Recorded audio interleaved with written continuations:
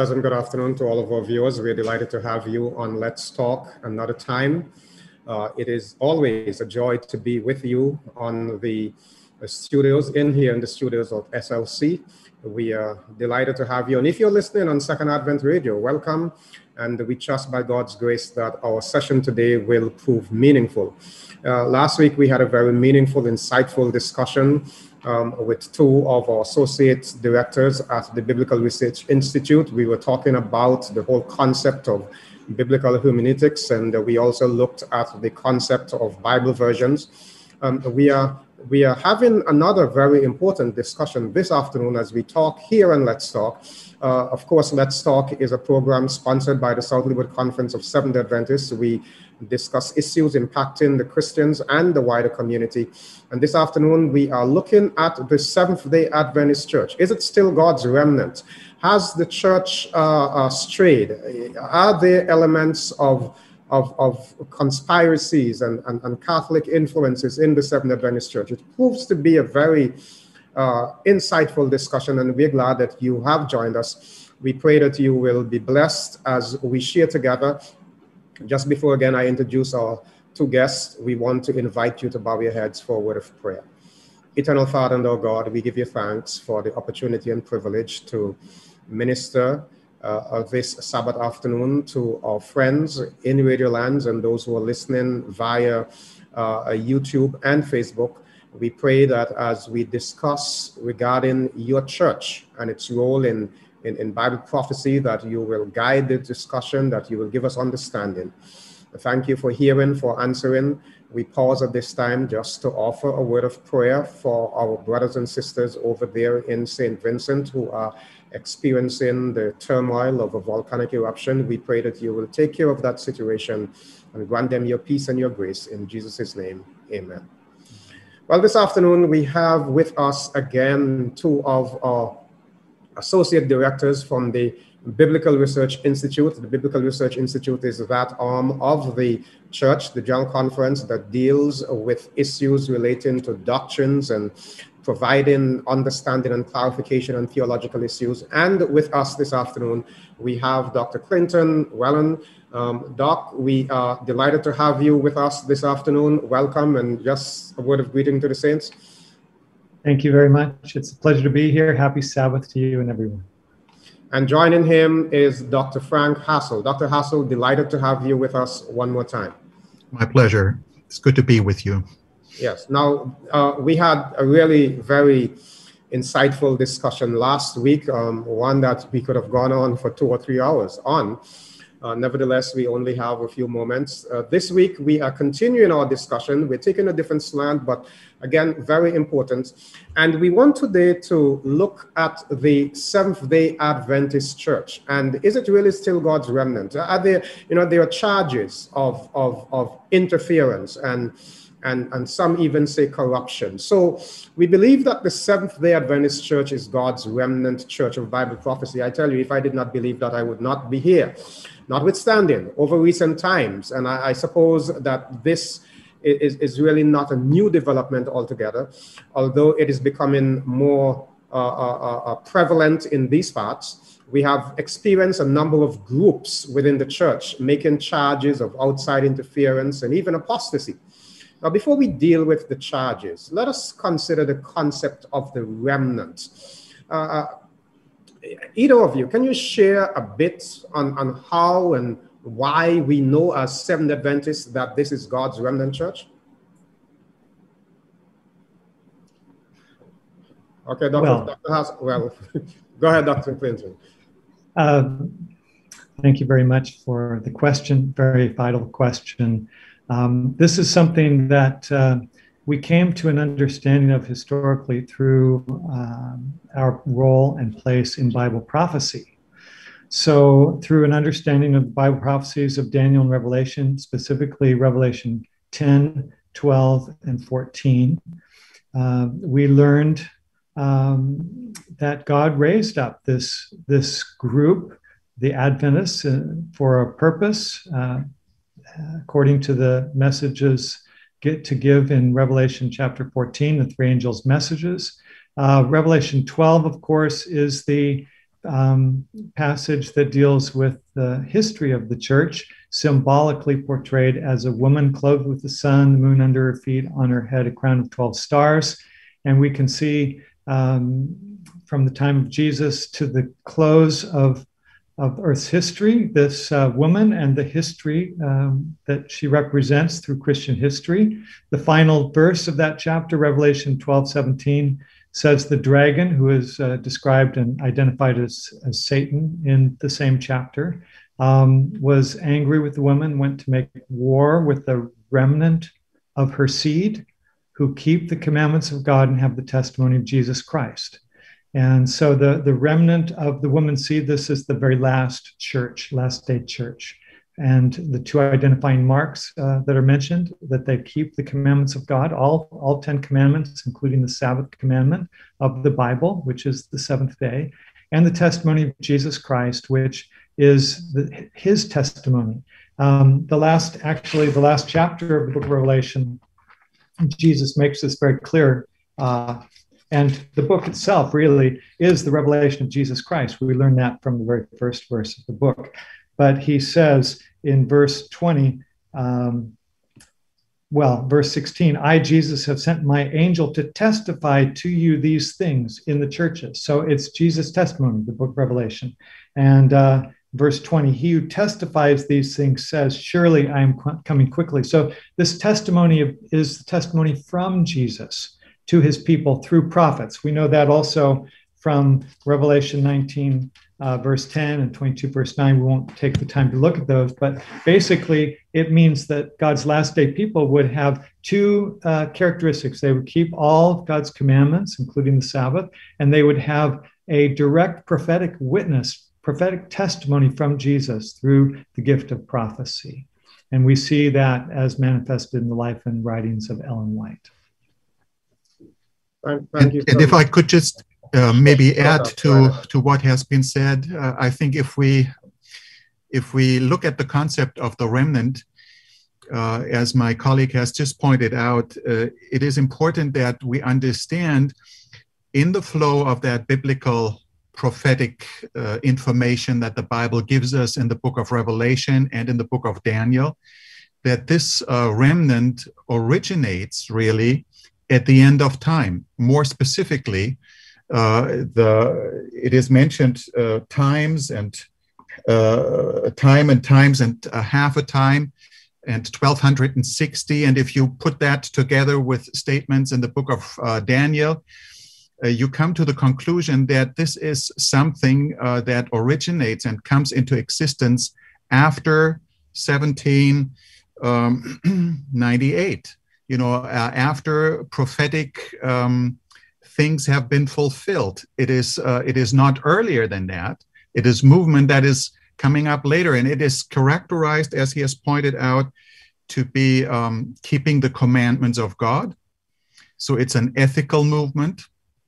It is faithful to God's will. It is prophetic. It has the spirit of prophecy amongst itself in its midst. The testimony of Jesus. It is ecclesiastical, I should say. So it is a distinct, recognizable group of people. It is visible. It's not an invisible entity.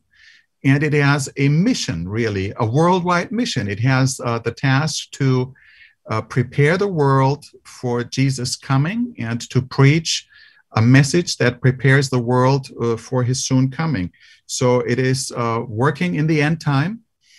It is a missionary movement.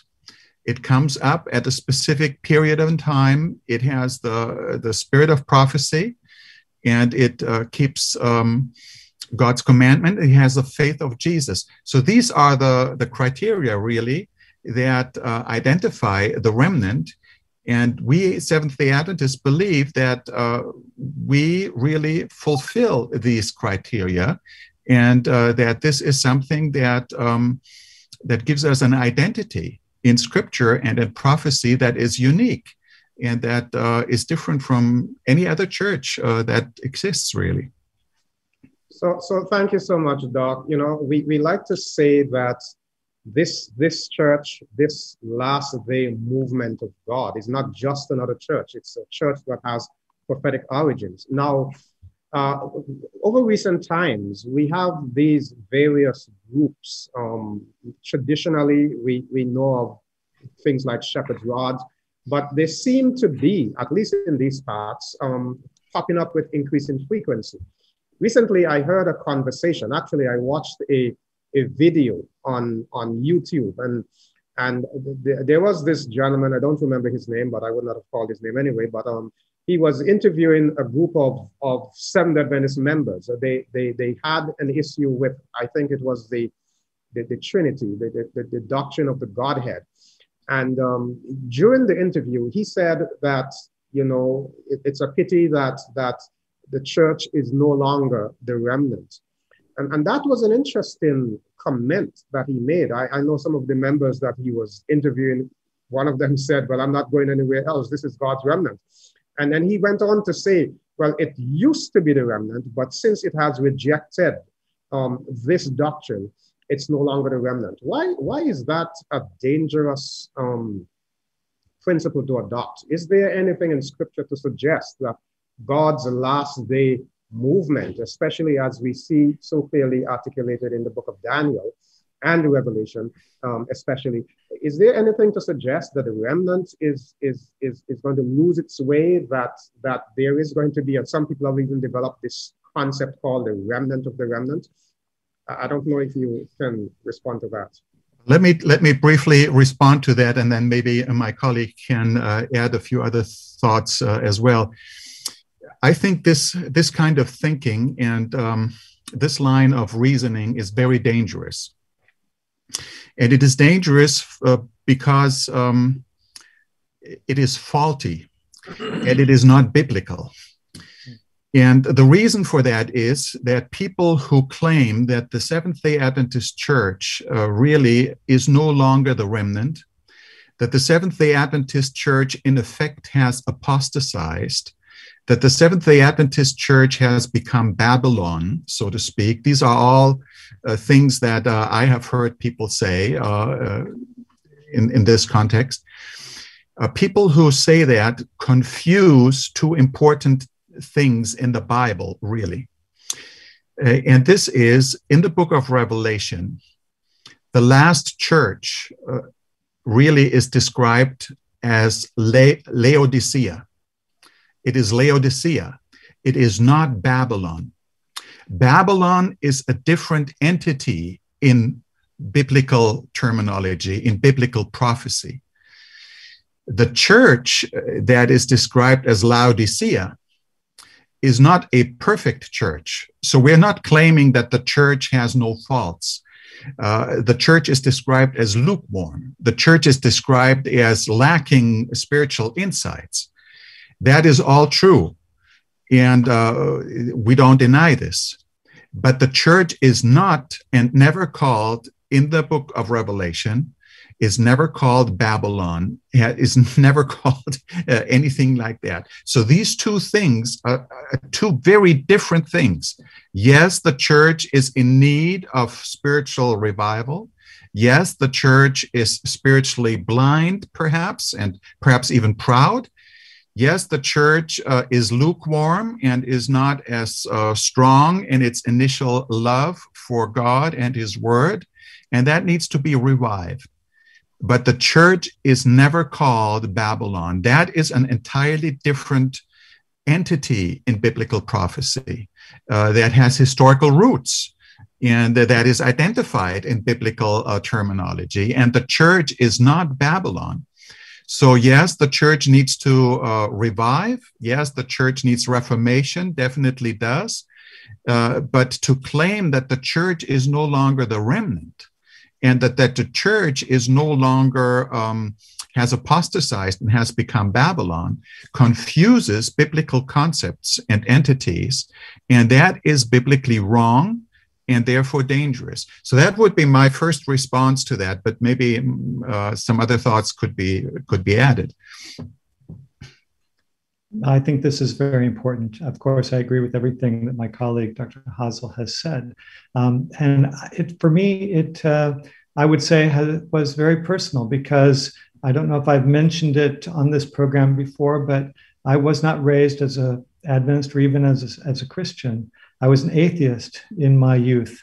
And one of the reasons for that was I couldn't understand how the Christian church that had martyred millions through the ages could possibly be the people of God. And then it came as quite a revelation to me, no pun intended, when I recognized that the book of Revelation actually describes two women. The one I've already mentioned in Revelation chapter 12, clothed with the sun, symbolizing the righteousness of Christ, and one in Revelation 17 called a harlot, Babylon the Great, the mother of harlots. And she is drunk with the blood of the saints. So there, very clearly,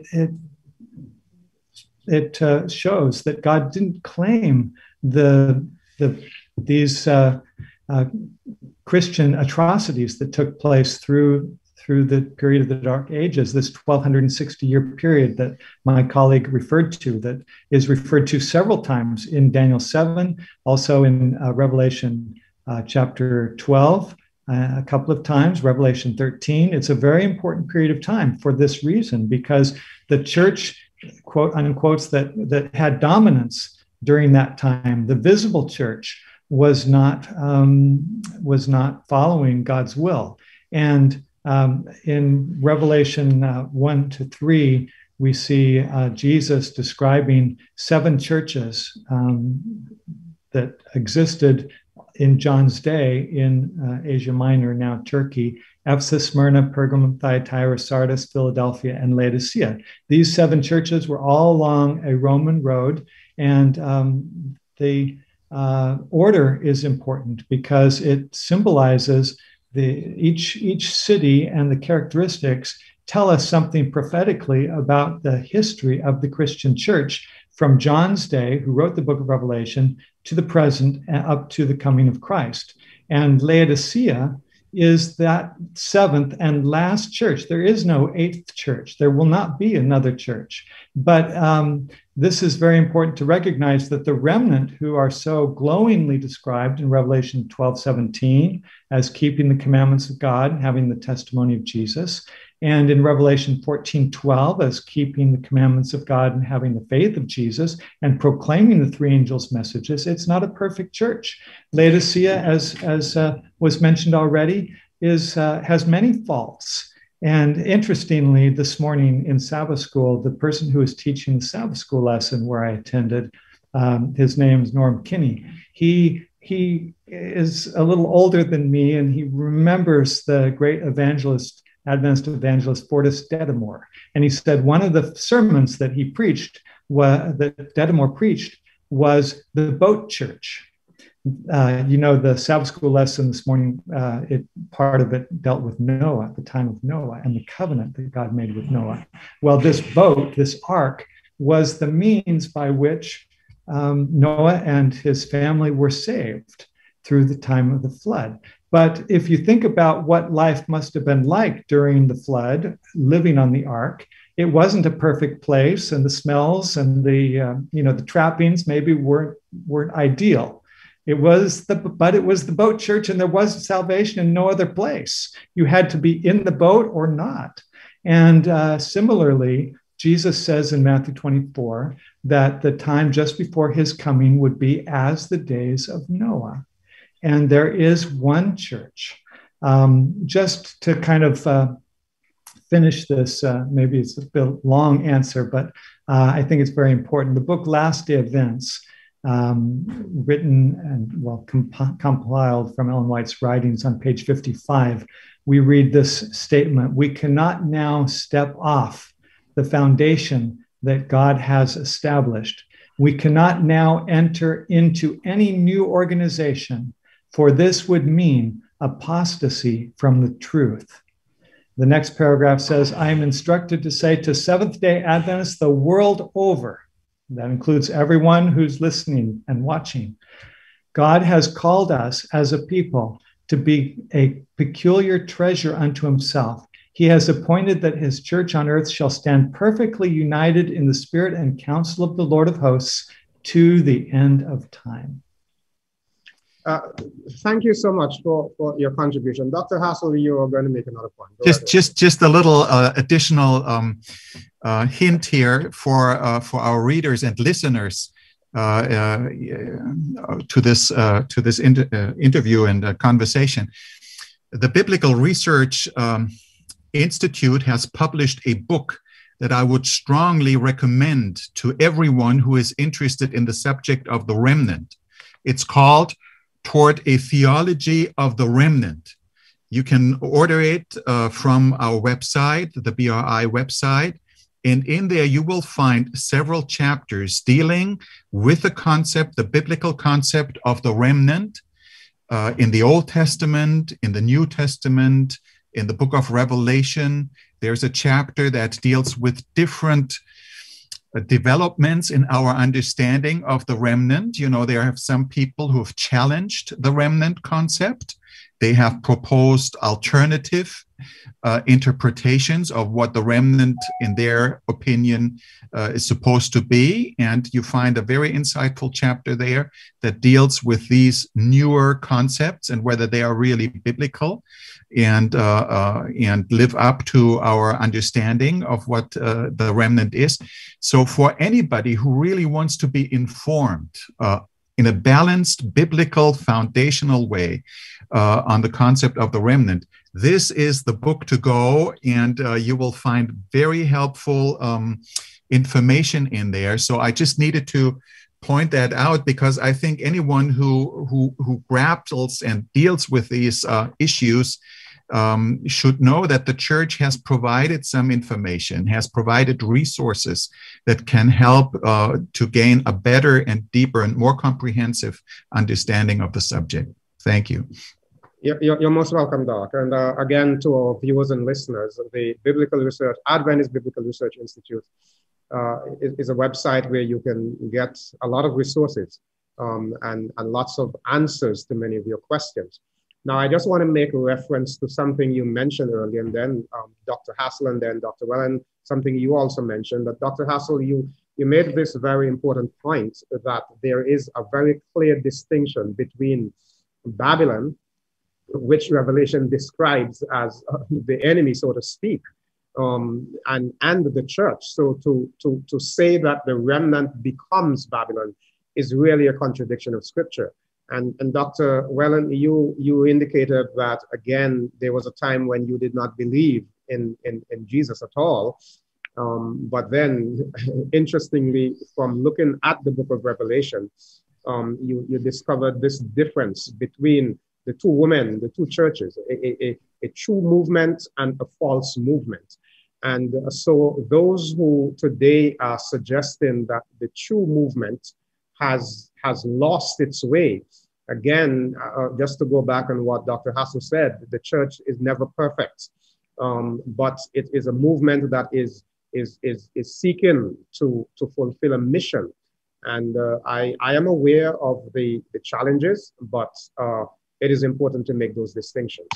Now, another issue that surfaces from time to time, before we get to some of the questions that our viewers are already asking, one of the big charges is that the Catholic influence, that of the Catholic influence in the church, there are those who believe that once the Roman Catholic Church teaches something, we should have a different stand. And I find this concept sometimes a little disturbing. Of course, we are Protestants. We protest against many of the false teachings, but the fact that the Roman Catholic Church teaches something doesn't mean we oppose just for the sake of opposition. So my question really is, how do we relate to Catholics, and what sets us apart? Is the charge of, well, even before I ask the second part, let's deal with that first part. How do we relate to Catholics, and what sets us apart? I think we should relate to everyone in a wonderful Christian manner. My aunt actually was a Catholic, a wonderful lady. Interestingly, she wanted to send me to a Catholic school. for high school. But of course, at that time, I was an atheist and had no interest. So, and in retrospect, I'm glad that that was the way it worked out. Who knows where I would be otherwise? But yeah, we can't, at the same time, we can't deny what the prophecies say. Yeah, and let me add another additional perspective to that. I would say that Seventh-day Adventists, we are not anti-Catholic. We are pro-biblical. Now, that is a huge difference, and it is a very important difference, because our aim is not to be against someone or some church or whoever it is. We want to be in support of biblical revelation. We want to be in support of the Word of God. See, not everything that other Christians teach and believe is necessarily wrong and unbiblical. And even Catholics do believe and teach some things that are biblically correct. Let me give you two examples of that. For instance, the Roman Catholic Church believes and teaches officially that the Bible is inspired, that the Bible is the inspired Word of God. Now, that is not unbiblical. That is true. That is a teaching that the Bible itself affirms. Of course, the Roman Catholic Church has additional teachings on the tradition of the church and on other sources of influence that really pose a problem to the inspiration of Scripture. But their official teaching is that they believe in the inspiration of the Bible. Now, if we were anti-Catholic, we would have to say, because the Catholics believe in the inspiration of Scripture, we cannot believe in the inspiration of Scripture because it's Catholic. Another example, the Catholic Church is a church that has a very strong stand against abortion. And they think that abortion is morally wrong.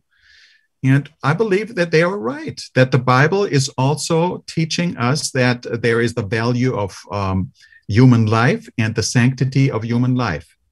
Now, should that mean then, just because Catholics are against abortion, that we have to be pro-abortion because we don't want to be Catholic? And I have heard some Adventists argue that way. And I think that is entirely wrong. And it is not biblical for that matter.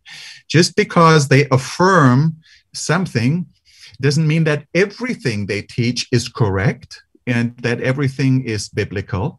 And so we have to be careful, I think, if we want to take a stand for the Word of God, that we don't come across as anti-Catholic, but we want to be pro-biblical. We want to be faith-affirming. We want to be teaching what the Bible teaches. And if the Bible teaches the inspiration of Scripture, then we affirm that. And if the Catholics happen to affirm that too, wonderful.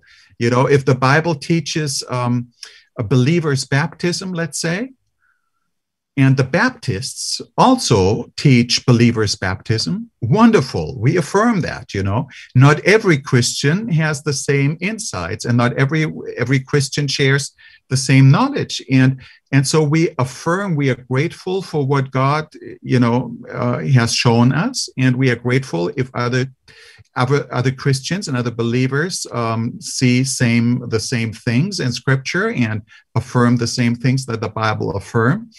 And if there is a discrepancy, we always go with the Bible, not because we are against this or that person or that group or that church. We want to be pro-biblical. Let's put it that way. Maybe there's a better word to say that word, but that's the concept that I think is important to distinguish. You know, this is a very important discussion. I am tomorrow here in Antigua. We are having a National Day of Prayer. The government has sponsored this. Religious leaders have come together, and of course, I will be taking part in that National Day of Prayer. I am almost certain that someone is going to charge me of uniting with Babylon. You know, we get this all the time. We are coming together, different denominations, and we're praying for the nation. We're praying for the COVID pandemic. We're praying for the economy, etc. There's some members of the church who just think that we should not be associating with other Christians at all. And you know, you sometimes take time to explain, and they don't want to hear. I know that this is not quite what we're discussing, but if you want to share just a brief comment on that, Dr. Clinton, you can go right ahead and share on that thought. No, I think it's very important that we have good relations with everybody, whether they're Christian or not. And that's how we are able to influence them for the kingdom. I think it's very important that we make friends in order to break down barriers of prejudice so that they will listen to what we have to say and share from Scripture. And certainly, you know, with Catholics and all Christians, this book is what unites us. We all believe, as Dr. Hassel pointed out, in the inspiration of the Bible. And so as far as our teachings are biblical, we have that common ground. And that's good. Yes, and responding to your initial question, Dr. Greene, this is a very important and very complex situation, I would say. Whenever possible, this is something I've learned from Ellen White and from our pioneers. Whenever possible, I think we should seek ways to connect with other Christians and to affirm the good things that we see there. I see that with Ellen White. She was not completely, totally anti-everything. For instance, there was a big movement in the time of Ellen White and the pioneers called the temperance movement. And we Seventh-day Adventists also affirmed Christian temperance and abstinence from alcohol and a modest lifestyle, etc., and healthy lifestyle for that matter. Now, this was something that was not just initiated by Adventists, it was also promoted by other Christians. And Ellen White, to my knowledge, had no problem to affirm that in other Christians and to work together to affirm temperate principles for people and the society in which we live. So in that sense, she was not just against.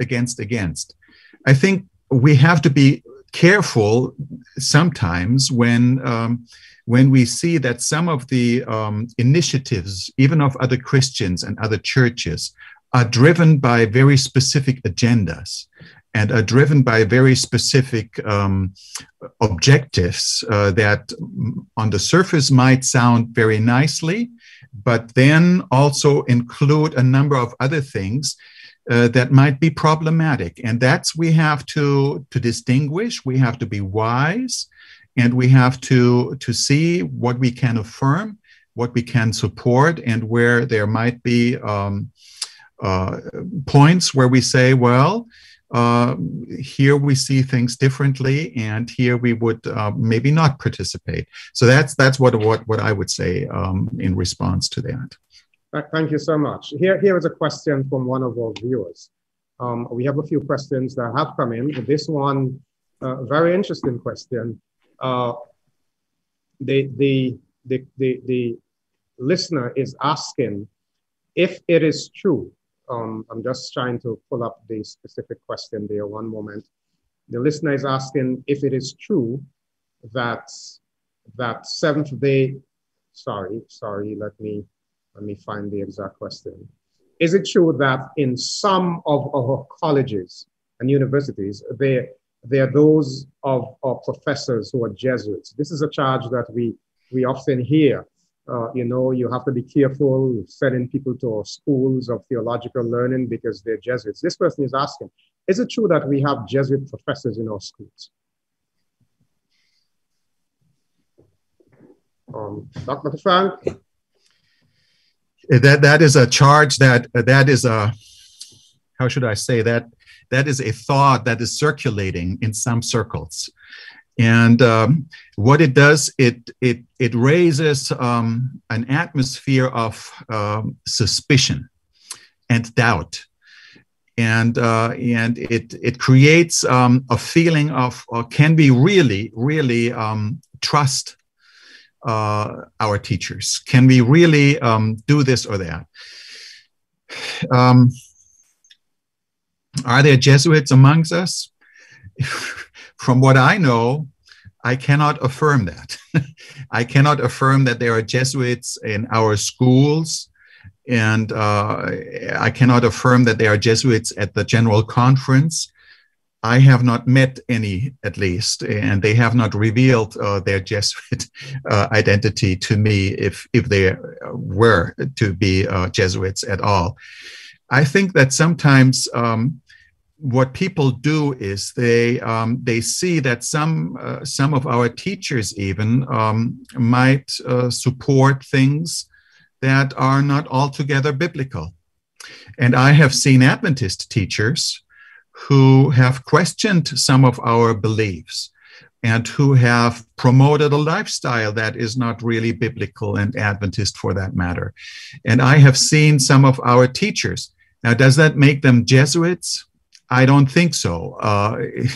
They might not be the most, they might not be in harmony with everything that the Bible teaches, but that necessarily does not make them necessarily a Jesuit.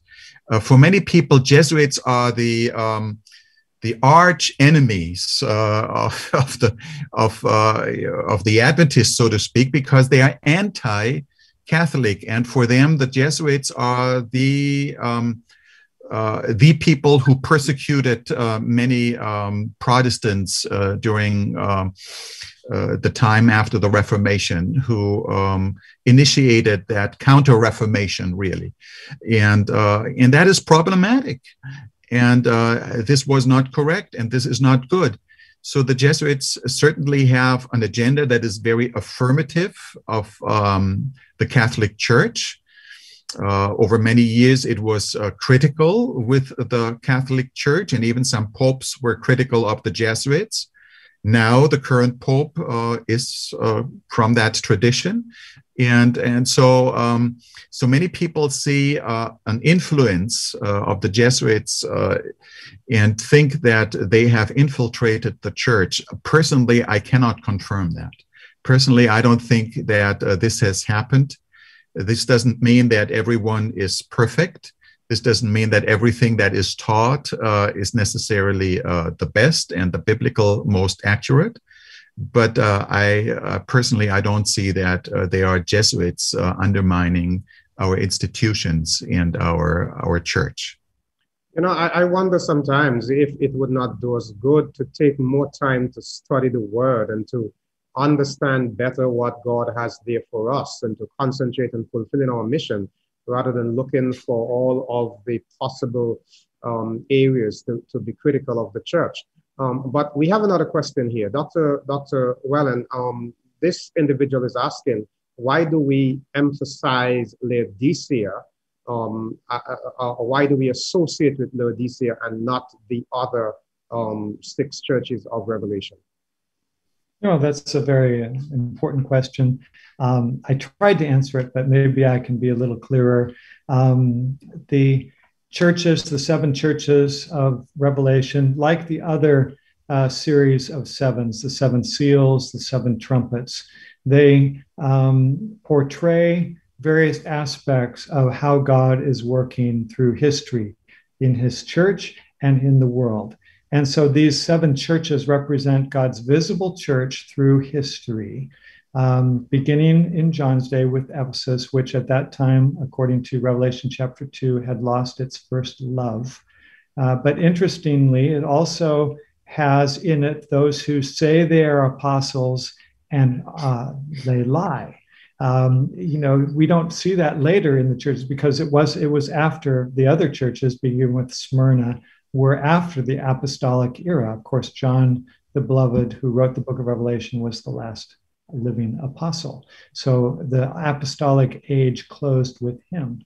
And 7 down through 7, the last church being Laodicea, we identify with that last day church because that's where we are in terms of Earth's history.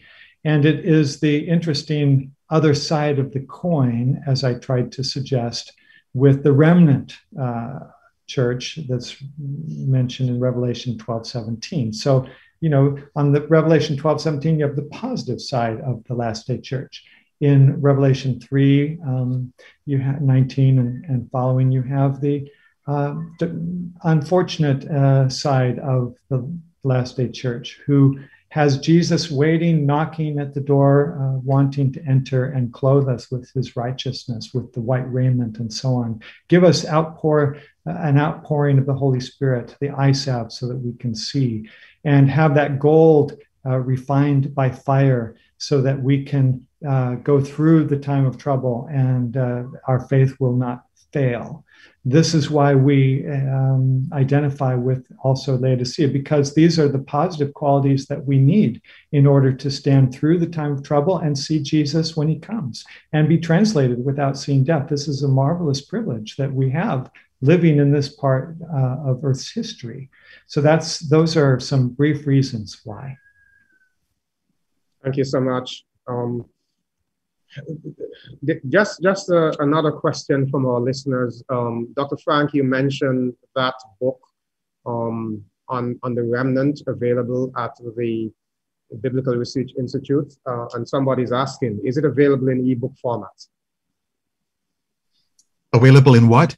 Ebook, as an ebook format. Yeah. Good question.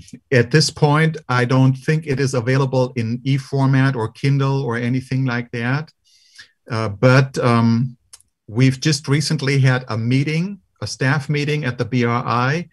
And in that staff meeting, we have supported the idea of making our books available in e-format, in electronic format, so that people can more easily download it if they don't have access to Amazon.com or to our website and can order it in printed form.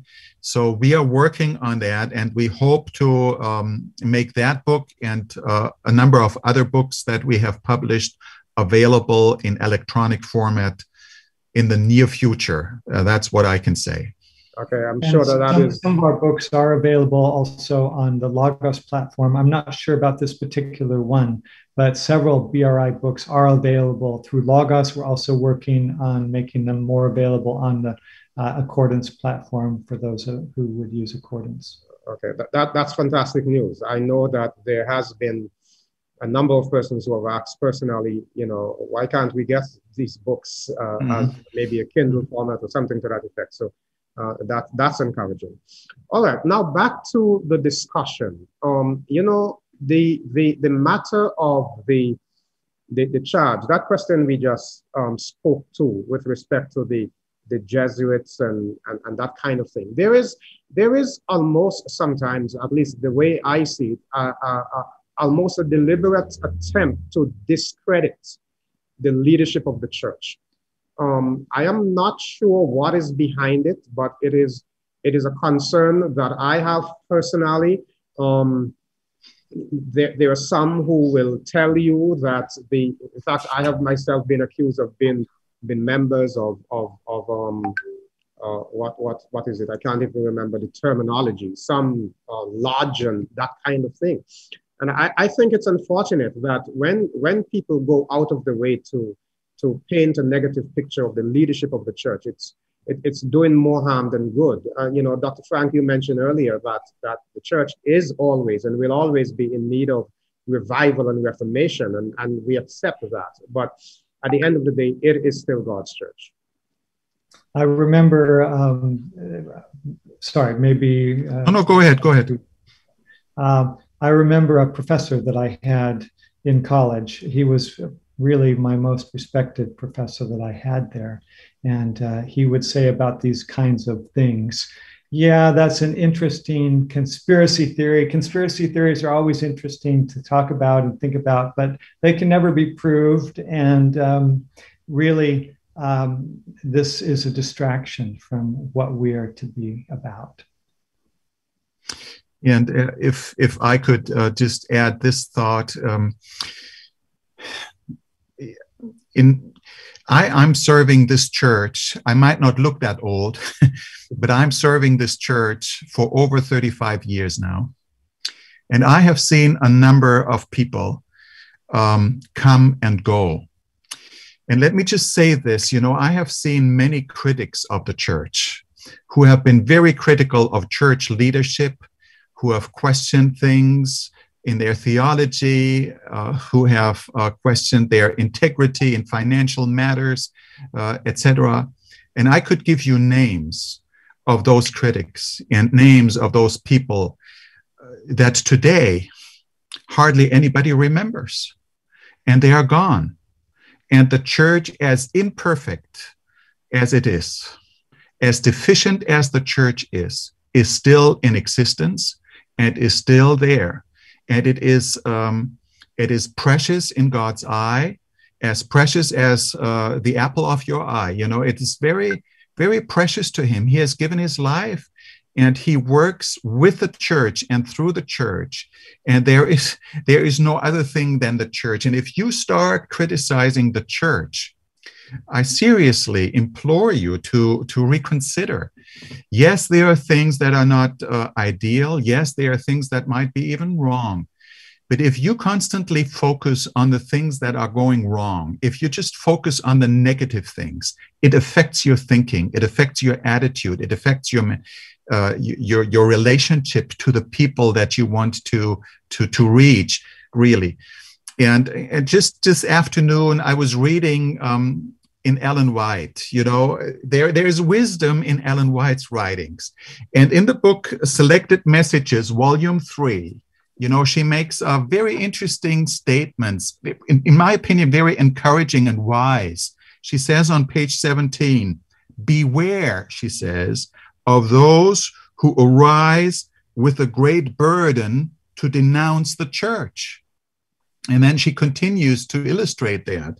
And on the next page, on page 18, she says, in the place of turning the weapons of warfare within our own ranks, let it be turned against the enemies of God and of the truth, she says, rather than tearing each other down and making church members and leadership bad and negative. And she says, when anyone is drawing apart from the organized body of God's commandment-keeping people, when he begins to weigh the church in his own human scales and begins to pronounce judgment against them, then you may know that God is not leading him.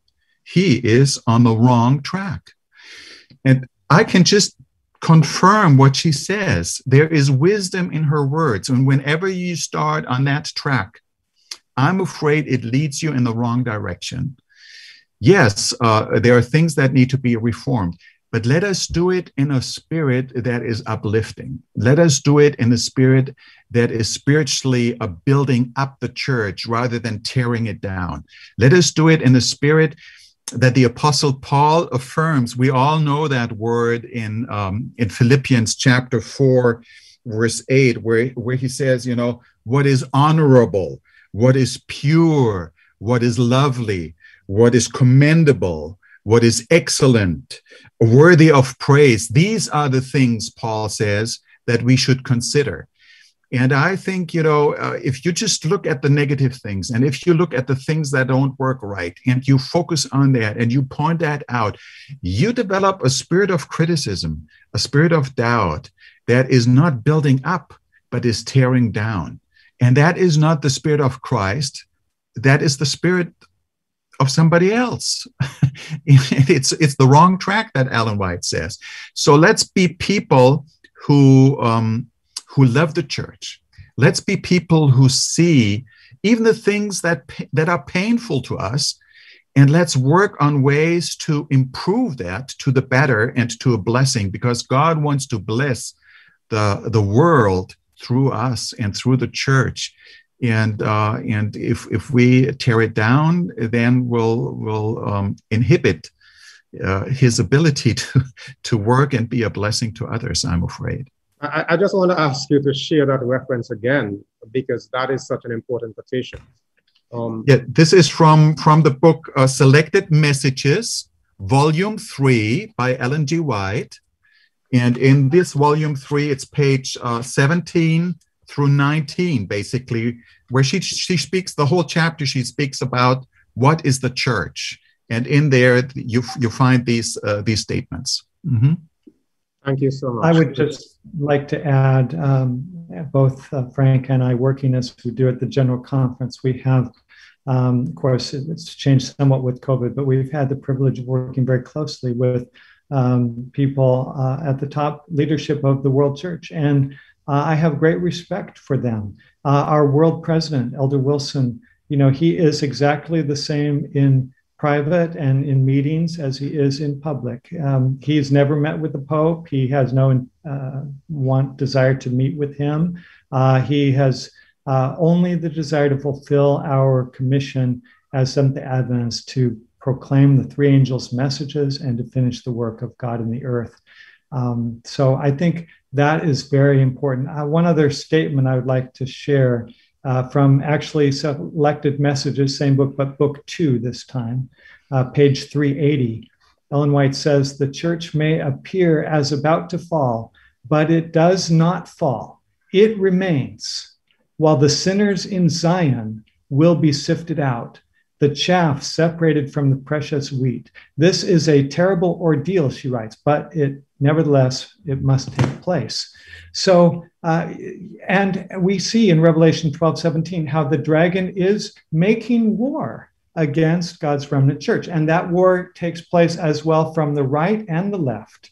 We see attacks on both sides, but we need to be faithful to the truth, and the truth will triumph. That's the only question is, will we triumph with it? Will we remain while the sinners in Zion, those who do not believe, who are attacking God's church, are sifted out? Very important indeed. And now our time is going, and I do want to get 2 more questions in. And Dr. Wellen, you mentioned just now that the General Conference President, Elder Ted Wilson, is very genuine, and you commented he has never met with the Pope. But my question is, what if he has met with the Pope? Does that mean that because you have a meeting with the Pope that something is wrong spiritually? Again, I think it speaks to how we relate to other leaders. Somebody mentioned to me not very long ago that a certain minister went to visit a Seventh-day Adventist Church one Sabbath. This is a member, a pastor from, I think, an Anglican church. I could have it wrong, but either Anglican or Methodist. And an elder was preaching, and the elder, when he recognized that there was this minister from another faith, he began to say, well, he actually called him, in that faith community, they use Reverend as the title. So rather than saying Reverend, and I'm just going to say Brown for illustrative purposes, rather than saying Reverend Brown, he say, Mr. Brown, welcome. And in his message, he went on to talk about Babylon and how other churches are false. And there was some of his congregation who had come to church with him that Sabbath, and they got up during the sermon and left because they felt embarrassed. So again, you both spoke to the importance of having good association with other Christians. But the fact that a General Conference president may have an audience with the Pope, does that make him wrong or false or going astray? No, although I think it would be unwise, and that's why Elder Wilson does not do that. There are, individuals who are tasked with relations, public relations, public affairs and religious liberty department, the General Conference, Elder Greene Diop, who works with people of other faiths and also has some interactions with people at the United Nations. These are all very important contacts, but we don't have high-level contacts of the General Conference president with other faith leaders deliberately because we don't see that being a valuable way of moving forward with what God has entrusted us to do. Yes, be friendly. Yes, we can maintain good relations, but we have no idea that we will all unite somehow, as many Christians do. This is not the picture that Jesus presents. He says, many will come to me, Matthew chapter 7, in that day and say, Lord, Lord, have we not done all of this wonderful works? And then I will profess to them, I never knew you. Depart from me, you workers of iniquity. So many who claim the name of Christ will not stand in the judgment and will be rejected in the end. So our task is to maintain a relationship with God and his truth through his word. Okay. And with regard to our relationship to other churches, I think it is good to remember that in our official working policy that is guiding all the work in the Seventh-day Adventist Church, we have a policy. It's called Policy 110, Relationships with Other Christian Churches and Religious Organizations. And in there it reads, and let me just quote from that working policy that is for all the entities in the Seventh-day Adventist Church. It says, to avoid creating misunderstandings or frictions in our relationships with other Christian churches and religious organizations, the following guidelines have been set forth. Number one, we recognize those agencies that lift up Christ before man as a part of the divine plan for evangelization of the world, and we hold in high esteem Christian men and women in other communions who are engaged in winning souls for Christ. Second, when interdivision work brings us in contact with other Christian societies and religious bodies, the spirit of Christian courtesy, frankness, and fairness shall prevail at all times. And then it continues. And I think if we could succeed in that, if we could entertain the Christian spirit of courtesy, frankness, and fairness that shall prevail in all our interactions with people of other faith and other churches, much could be gained. And many prejudices could be torn down, because people have prejudice against Adventists because they don't know us really. They have all strange ideas, who we are, what we believe. They've never had an opportunity to really get to know us really as we are. And if we could deal with them with courtesy and frankness and fairness, I think these are simple biblical principles that we would all do well to follow and to implement in our interactions with others. Gentlemen, appreciate it so much. Our time has just about expired. Someone sent a question about the three angels logo. Wish we had time to talk about that, because we have heard so many ideas about, why we changed the logo, and now we don't use the three angels anymore, and that kind of thing. I don't know if you can respond to that in 30 seconds. Go ahead, Dr. Frank.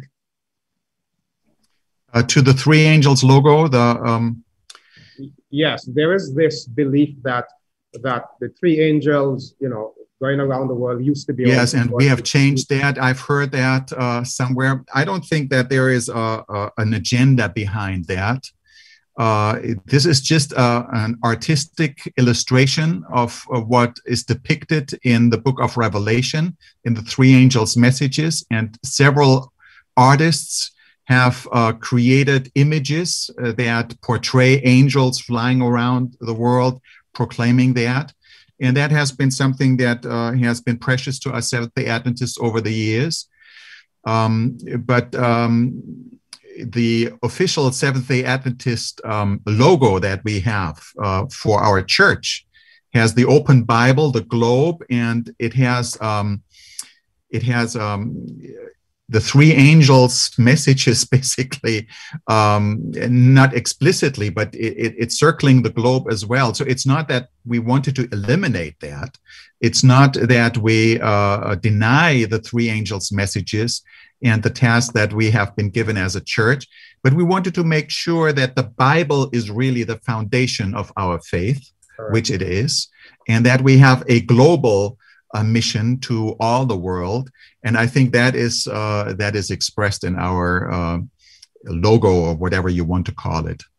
Well, thank you so much, Dr. Welland, Dr. Hassel. It was a delight, a joy to have you with us. Our time has expired. We look forward to some other future meeting again.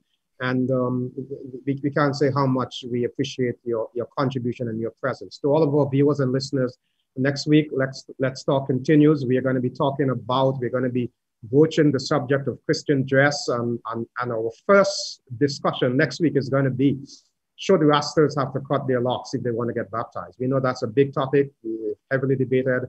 So join us here next week, same time, 3 p.m., when we will have another edition of Let's Talk. God bless you.